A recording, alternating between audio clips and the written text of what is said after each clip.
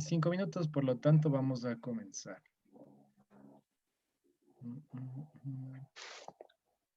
Ya, ¿me confirman si pueden ver la pantalla? Por favor. Sí, licen. Ya, buenazo. El día de hoy nosotros vamos a hablar sobre las teorías sobre el origen de la vida.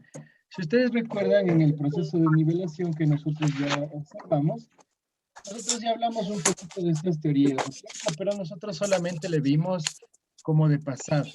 El día de hoy vamos a verle un poquito ya más con algunos detalles y por favor, si ustedes necesitan ir tomando los apuntes, ir tomando notas, ¿sí? Vamos, las teorías del origen de la vida. Existen varias hipótesis de cómo se generó la vida en nuestro planeta. A continuación, nosotros vamos a repasar algunas de ellas, vamos a verlas, de qué se trata. La primera teoría que nosotros tenemos es la teoría de la generación espontánea. La palabra biología proviene del griego bios, que significa vida, y logos, que significa estudio. Por lo tanto, podemos definir a la biología como la ciencia que estudia a los seres vivos. Ya hemos visto la principal teoría sobre el origen de la vida, pero ¿cómo apareció la vida? Durante la Edad Media y hasta el siglo XVI, predominaba la idea de que los seres vivos eran creados por un ser divino. Sin embargo, ya en el siglo XVII, perdón, en el siglo XVI, 17, comenzó a tomar fuerza una idea que ya había surgido en los pueblos de la antigüedad, de que los organismos vivos aparecían por generación espontánea. La primera teoría que nosotros vamos a ver es esta teoría de la generación espontánea. Aquí nosotros vamos a tener un científico que desarrolló un experimento. Este científico se llamaba Francesco Redi, quien al realizar este experimento como objetivo de refutar la teoría de la generación espontánea. Entonces, ¿qué es lo que hizo este señor? Este señor prácticamente tomó tres cilindros, en este caso tres botellitas, y en ellas él depositó carne, ¿sí? Él depositó carne y esperó que pasara alguna reacción, esperó ver qué sucedía a lo largo del tiempo. En una de ellas, él utilizó una tapa de plástico, un tapón, en otra utilizó una tela y otra la dejó a libre espacio, ¿sí? En el medio ambiente. Ahora, mediante transcurría el tiempo, transcurría el, transcurría el espacio, el tiempo, él se dio cuenta de que en uno de los frascos comenzaban a surgir larvas, comenzaban a crecer mosquitos o moscas. Entonces él dijo, ¿no?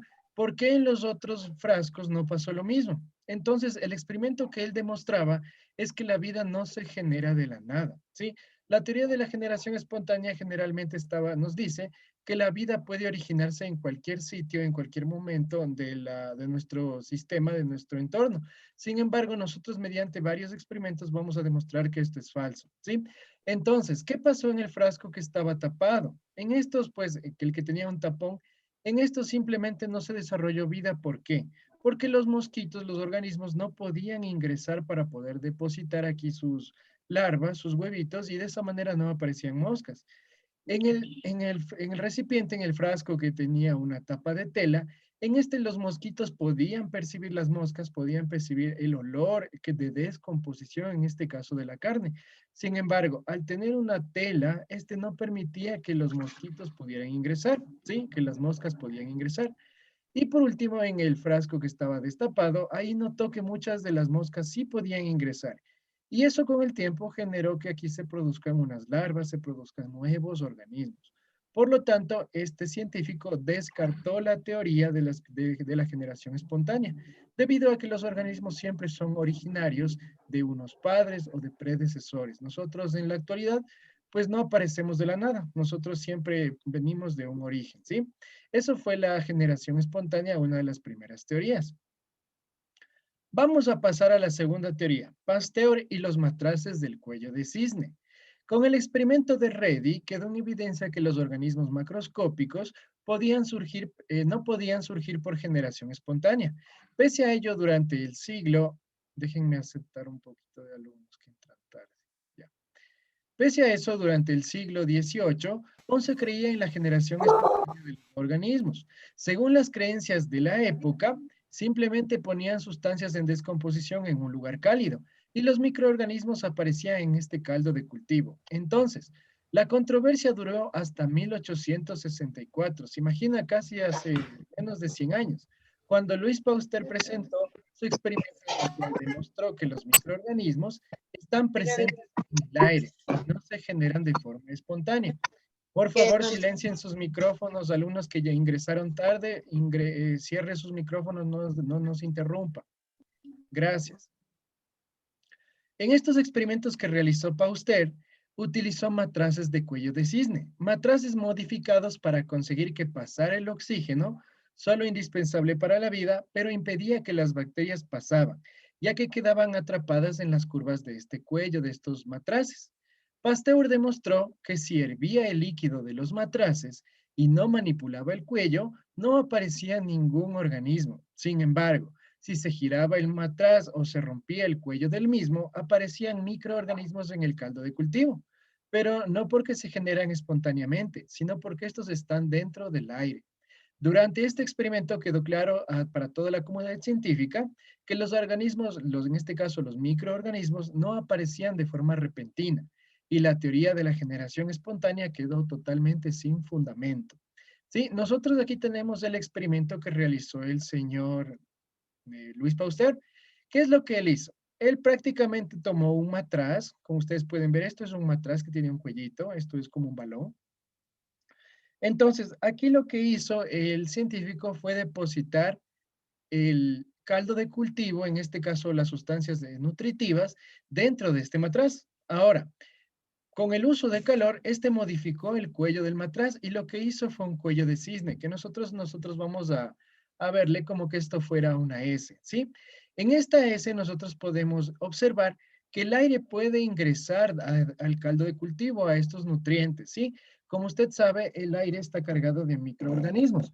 Entonces, una vez que el aire logra ingresar a este espacio, pues aquí logran crecer colonias, logran crecer microorganismos y de esa forma comienzan a desarrollarse y multiplicarse dentro de este medio, de este caldo, ¿no es cierto?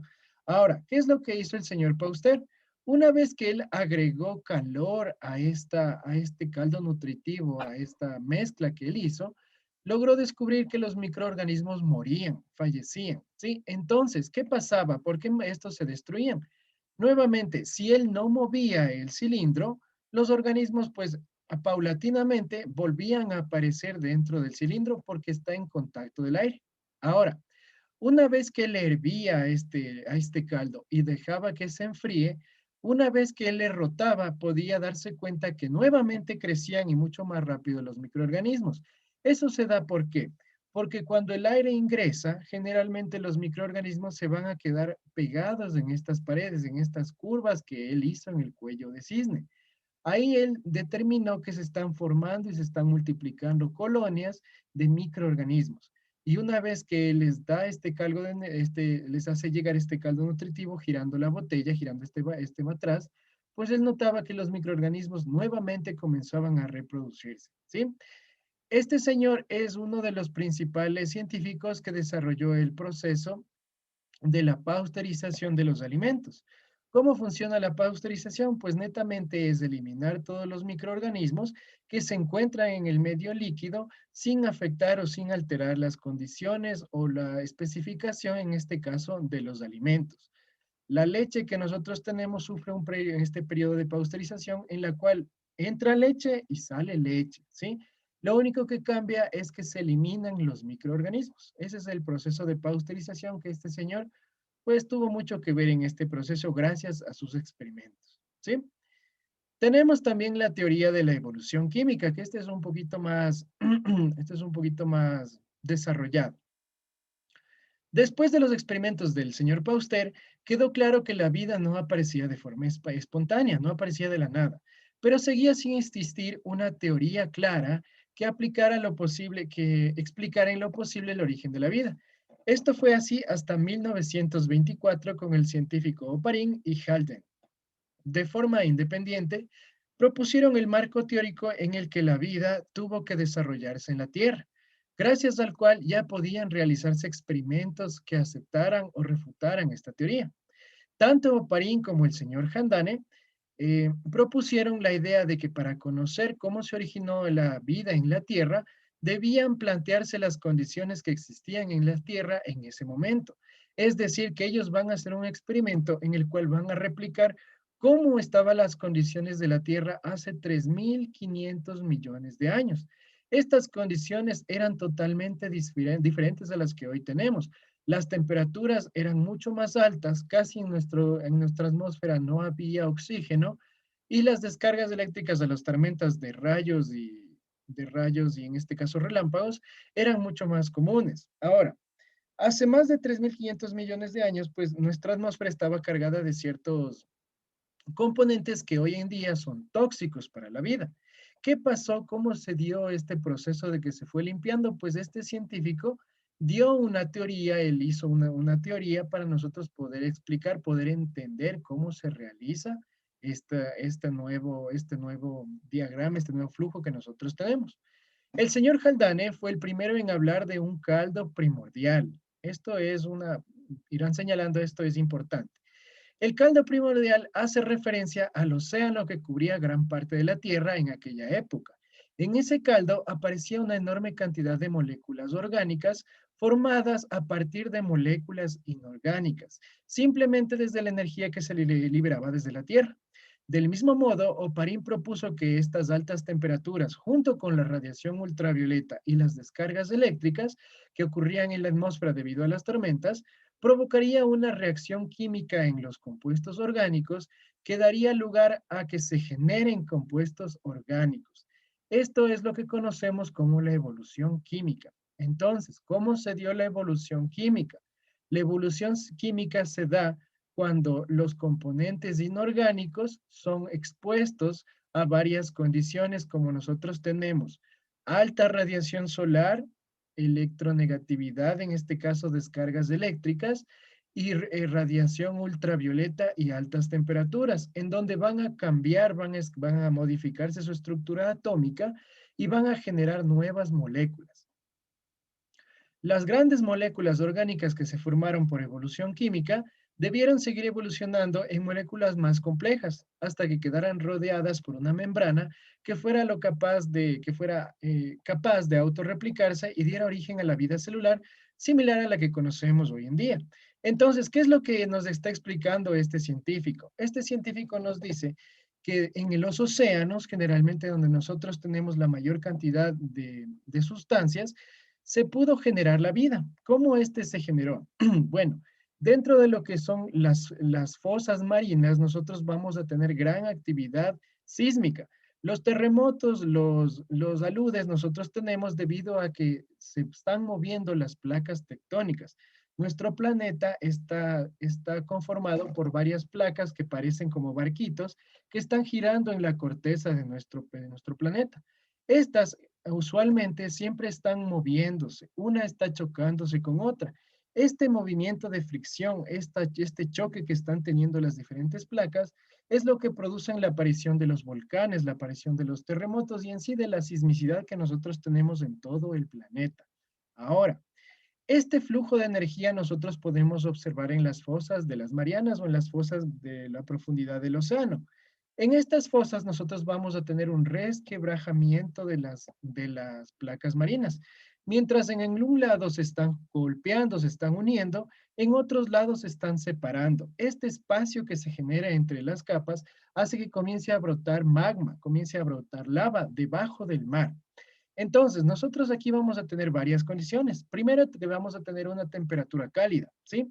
Usted sabe que entre más energía nosotros le demos a las sustancias químicas, estas tienen más facilidad para poder reaccionar entre sí.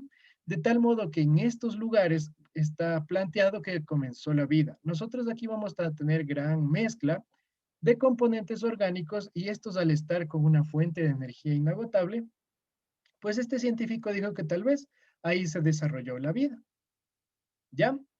Estas teorías propuestas por Oparin y Haldane no fueron totalmente aceptadas por la comunidad científica, en vista de que recordaban demasiado a la teoría de la generación espontánea. Sin embargo, en 1953 se llevó a cabo un experimento que demostró la vialidad de la teoría de la evolución química. ¿Qué pasó? Basándose en las teorías de Oparin y Haldane, el científico Stanley Miller ideó un experimento que simularía las condiciones terrestres de hace 3.500 millones de años para comprobar si era posible la aparición de estas moléculas orgánicas a partir de compuestos o de moléculas inorgánicas. Para ello, Miller mezcló en un recipiente cerrado los gases que supuestamente existían en la atmósfera primitiva. Nosotros aquí vamos a tener metano, tenemos amoníaco, hidrógeno y vapor de agua. Esta mezcla de gases fue sometida a 80 grados centígrados y sobre ella se aplicaron descargas eléctricas durante una semana. Pasado este tiempo, se observó que disueltas en el agua aparecían varios aminoácidos, moléculas que son los peldaños, son los componentes de las proteínas, y en este caso son las moléculas orgánicas que darían la preexistencia a la vida. En estos experimentos también se demostró que podían formarse uracilo y citosina, que son moléculas que forman parte del código genético y del ARN, ¿sí? Entonces, Miller, ¿qué hizo? Miller hizo un experimento mucho más científico, mucho más aplicado. Lo que el señor hizo fue crear un sistema, en este caso de matraces, donde él va a tratar de simular cómo eran las condiciones hace 3.500 millones de años. ¿Qué es lo que él hizo? Él mezcló en este experimento, mezcló en estos instrumentos varios de los componentes que tendríamos en la atmósfera hace ese tiempo. Nosotros vamos a mezclar metano. El metano es un gas comburente que generalmente puede incendiarse, ¿sí? Este se genera de la materia orgánica en descomposición. El amoníaco es un tipo de sustancias, también es un gas que nosotros es tóxico para los seres humanos. El amoníaco, pues, no nos mata al instante, pero sí nos produce mucha molestia. Tenemos también hidrógeno como parte del agua y en sí nosotros vamos a tener vapor de agua. Entonces, como usted ve, el metano no es una sustancia, no es un elemento orgánico, no nos sirve para nada el metano. El amoníaco tampoco, porque en sí es tóxico para la vida. Sin embargo, a estos al mezclarle con bastante temperatura, en este caso 80 grados, y aplicarle descargas eléctricas, hace que la configuración química de estos elementos pues se rompa y se formen nuevos enlaces y por lo tanto se formen nuevas moléculas. Y en este caso, se lograron formar moléculas muy importantes para lo que es la vida. Ellos son los aminoácidos como parte de las proteínas y también ciertas moléculas del ADN y del ARN. Entonces, si nosotros recordamos la clase del origen de la vida, de las teorías del origen de la vida, en este caso de la panspermia, que vamos a ver un poquito más abajo, nosotros vamos a observar que muchos de los científicos se basan en cómo el mundo fue cambiando, cómo nuestra Tierra se fue adaptando y varias de estas causas, ya sea la presión, la temperatura y las descargas eléctricas, ayudaron a que estas moléculas simples pues se rompan, se reordenen y formen la vida. Gracias a este experimento se concluyó que si las condiciones de la Tierra eran realmente a lo que ellos habían reproducido en este experimento, la síntesis de los compuestos orgánicos a partir de elementos simples sería muy sencillo. Muchos científicos han rechazado esta teoría, puesto que es muy posible que las condiciones de la Tierra no eran como las que hizo el experimento de Miller, ¿sí? Sin embargo, durante la segunda mitad del siglo XX se han realizado numerosos experimentos que han modificado las condiciones iniciales, como el experimento realizado por Joan Oró en 1960, en el que a partir de cianuro de hidrógeno, uno de los venenos más potentes que tenemos en la Tierra, constituyente de las nubes interestelares y de los núcleos de los cometas, obtuvo adenina, compuesto forma parte del ADN. Entonces, aquí usted puede ver que tenemos hasta venenos, tenemos hasta compuestos que son muy difíciles que sean captados por un organismo y estos aplicándole varias condiciones como las que nosotros observamos, podemos obtener moléculas de gran importancia. Aún así, existen muchos interrogantes sobre las condiciones de la Tierra hace millones de años, pero sí sabemos con seguridad que puede existirle una evolución química que forma moléculas, en este caso de las formas simples, a moléculas mucho más complejas. ¿Sí? Y esto es lo que daría, pues, el origen a la vida. Ya, entonces, este experimento del señor Miller también nos dice, el señor Oparín, que para que exista vida, estas nuevas moléculas deberían poder unirse, deberían poder estar aisladas del medio exterior. Entonces, ¿qué es lo que aquí pasó? Pues también se dieron cuenta en estos científicos que en sus experimentos se formaban microgotitas de polímeros. ¿Qué quieren decir esto de los polímeros? Pues van a ser largas cadenas de carbono, largas cadenas de diferentes compuestos que se asemejan al plástico. Sí, cuando nosotros hablamos de polímeros, estamos hablando de plásticos, más o menos. Entonces, los científicos se dieron cuenta que estos polímeros lograban englobar ciertas moléculas y actuaban a su vez como que fueran una membrana, ¿sí? Entonces, este tipo de evolución que ellos dicen de la química hizo que estas membranas captaran las moléculas orgánicas y estas, al ya no estar mezcladas con el medio exterior, podían reaccionar entre sí y eso generaría la vida. Ahora, otra condición que también el científico nos habla es que ¿qué fue primero? ¿La capacidad de poder sintetizar su propio alimento o la capacidad de reproducción? Dentro de los organismos se habla de que ¿qué fue primero? Fue la capacidad, como les decía, de producir nuestro propio alimento, de poder hacer una síntesis de los alimentos o poder tener un mapeado, poder tener un código de instrucciones de cómo va a funcionar. Nosotros en biología vamos a ver qué es el ADN. Como ustedes saben, el ADN es el código genético que tiene toda la información genética. Es de como que fuera el manual de instrucciones de todas las especies vivas dentro de nuestro planeta. Es decir, si yo tengo un ADN de un gato, lo que me va a generar este código genético va a ser un gato. Si yo tengo el ADN de un ser humano, este código genético me va a generar un ser humano, ¿sí? Entonces, cada uno de estos códigos que nosotros tenemos tiene específicamente las instrucciones como que fuera un manual. En este tenemos exactamente cómo va a ser el porte, cómo van a ser los ojos, cómo va a ser la nariz, cómo va a hablar, qué tamaño es, cómo va a ser su contextura, cómo va a ser su carácter. Todo lo que nosotros somos lo tenemos netamente en el ADN.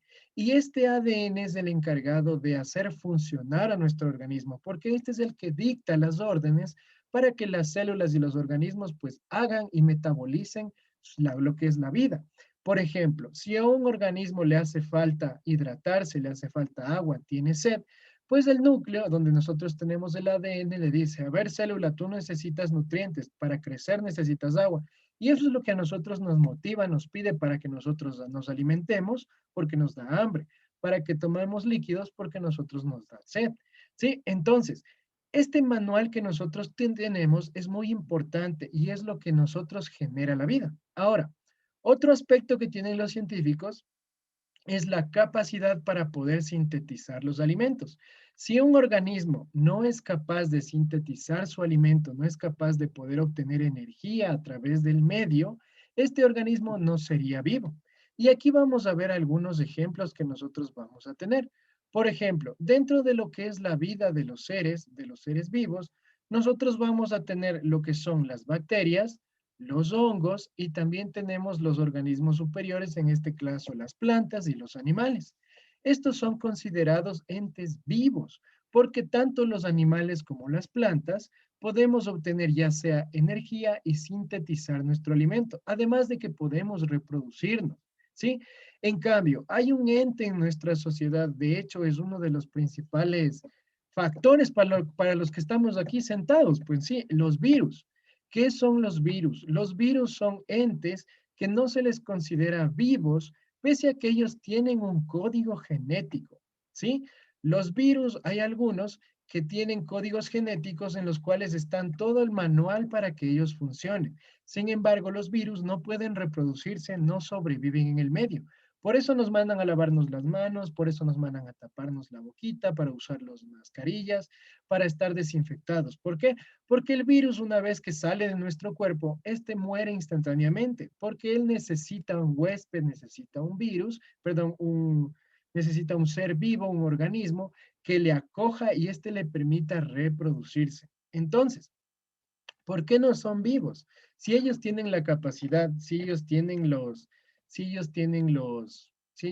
mapa, si ellos tienen el manual para poder funcionar, ¿por qué no son organismos vivos? Simplemente porque no tienen la capacidad para poder sintetizar alimentos ni poder reproducirse por sí mismos, ¿sí? Eso es lo que les quita la capacidad de ser vivos, ¿sí?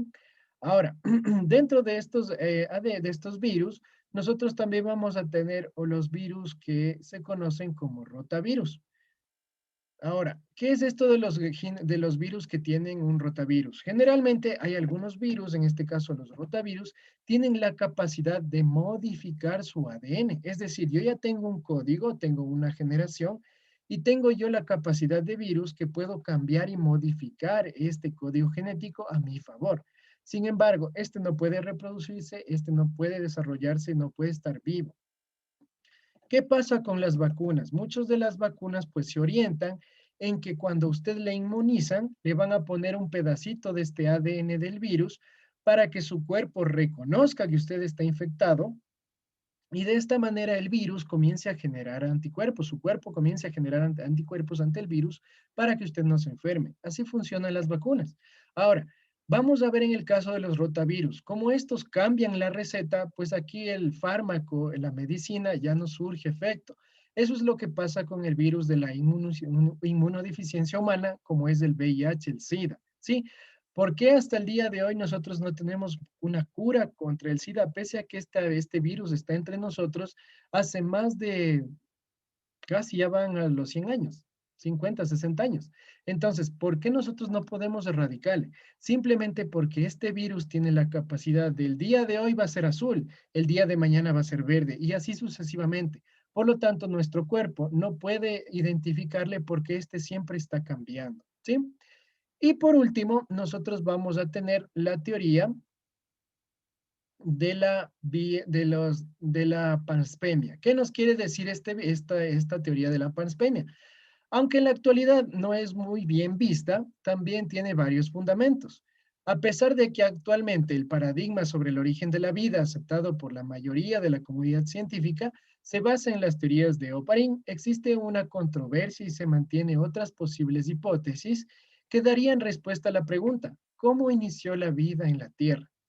Dentro de estas hipótesis hay muchas que sitúan que el origen de la vida en un punto del universo lejano a la Tierra, planteando así que la vida en nuestro planeta proviene del exterior y había llegado a la Tierra a través de los cometas y los meteoritos. Esta teoría se llama de la panspermia. ¿Qué quiere decir esto? En nuestro universo es tan amplio, es tan vasto, que nosotros necesitaríamos más de 100.000 millones de años solamente para cruzar de un extremo de nuestra galaxia, de la Vía Láctea, hacia el otro extremo. Y eso solo es nuestra galaxia. Ahora, imagínese poder recorrer todo lo que es el universo. Nosotros nos levantamos un día y nos preocupamos de qué voy a hacer hoy, qué voy a comer, cómo me voy a portar, que los deberes, que el trabajo, pero hay muchísimas cosas más allá. ¿Qué pasa si el día de mañana encuentran vida en otro planeta? ¿Qué pasa si el día de mañana encuentran sistemas como los que nosotros tenemos aquí y también tienen los mismos seres que nosotros tenemos? ¿Sí? Eso trataría de explicar esta teoría de la panspermia. Como usted sabe, dentro de nuestro sistema solar nosotros vamos a tener muchísimos influencia de lo que son los meteoritos. En nuestro planeta nosotros tenemos meteoritos, tenemos caídas de meteoritos. Ahora, los científicos han analizado estas rocas que provienen de los meteoritos y se han dado cuenta que encapsulados dentro de ellos han venido muchas veces agua, ciertas proteínas, ciertos aminoácidos, ciertas moléculas orgánicas que son los peldaños para generar la vida. Entonces, ¿qué pasa si uno de estos meteoritos trajo todos los ingredientes para que se mezclen aquí en la Tierra y eso produjo la vida? Sí, puede ser una teoría, puede ser la verdad, sin embargo, aún no es comprobado. Por eso lo dejamos como una teoría. La parte negativa de estas teorías es que realmente no dan una respuesta de cómo se originó la vida en la Tierra. Simplemente sitúan un inicio en un escenario lejano a la Tierra, ¿sí? Como les había mencionado, hay nebulosas, hay sitios en el universo que están completamente formados de cosas que usted ni se imagina. Por ejemplo, hay varios planetas que están hechos de metano puro, ¿sí? Hay otros, en cambio, que están hechos de diamantes. Imagina usted un planeta que está completamente hecho de diamantes, llueven diamantes. O sea, son cosas que se salen de nuestra realidad, son cosas que nosotros no estamos aún preparados. ¿Qué pasa si en uno de estos nosotros podemos encontrar a otros seres humanos? Que simplemente unos de ellos se llegaron y se perdieron en nuestra tierra, ¿sí?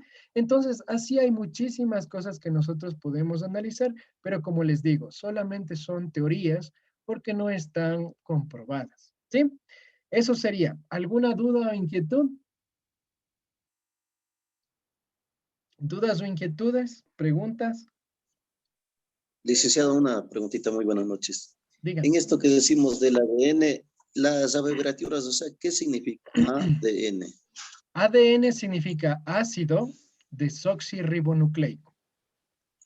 A de ácido, D desoxi y N nucleico. Ácido desoxirribonucleico. Y en el caso del ARN Sí, significa ácido ribonucleico. sí. ARN, El primero, por favor. ácido desoxirribonucleico, con X. Desoxi. Ácido de Desoxirribonucleico. Ácido desoxirribonucleico. Les voy a poner en el chat para que le observen. Ya, ¿alguna otra preguntita? Ya, listo. Esa preguntita quería saber. Muchísimas gracias. Listo. ¿Alguien tiene alguna duda o inquietud? ¿Nadie? Se escribe ácido No, Lice. desoxirribonucleico. Ya, ahí le dejé en la... Rosa Palaguaray tiene una pregunta. Buenas noches, licenciado. ¿Y todo esto podemos encontrarlo en el texto que usted nos mandó en PDF? Sí, es el mismo texto. Estamos en la página 31 a 35, igual en la instrucción de la ficha. Por favor, revisarán la ficha, ya se les envió el día martes. Ahí están lo que ustedes tienen que hacer. Aquí sí, por favor, les pido de favor. Revisen siempre las páginas, el pie de página del libro. Por ejemplo, esta es la página 35. Nosotros aquí tenemos la página 34, ¿sí? Lo que dice la página del libro. Ustedes tienen que hacer las actividades de la página 31 que ustedes pueden observar en esta partecita. Aquí tenemos actividades, usted tiene que responder estas preguntas y en la página 36. Sí, esta información usted la tiene en la ficha, así que por favor revisará. Sí, la ficha ya se les envió el día martes. Aquí usted tiene unas nuevas actividades. En la página 31 y 36, por favor las realizan y me mandan de deberes. Revisarán la fecha igual para que envíen a tiempo, ¿sí? ¿Alguna otra duda o inquietud antes de finalizar? ¿Ninguna?